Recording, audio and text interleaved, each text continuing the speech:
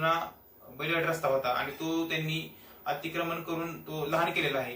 किंवा छोटा झालेला आहे, तर तो रस्ता पूर्वत करून मिळावा अशी वादी मागणी करत असतो, जी पूर्णपणे चुकीची आणि खोटी असते. तसंच काही वेळेस काय होतं की आपण एखाद्या व्यक्तीला आपल्या एक चांगुलपणानं आपल्या शेतातून जाण्यासाठी संधी देतो, बाबा जा तुझं काय शेतामध्ये काही काम असेल ते कर. आपण त्याला काय म्हणजे तो काय रस्ता त्याचा जुना परंपरागत रस्ता नसतो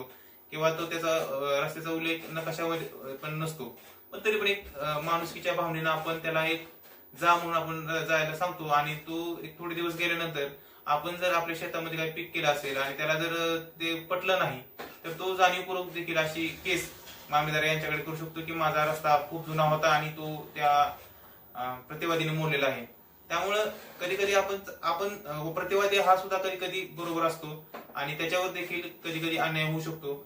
आणि मामलेदार हे ज्यावेळेस स्पॉट पंचनाम्यासाठी येतात त्यावेळेस ते फक्त तिथं रस्त्याचा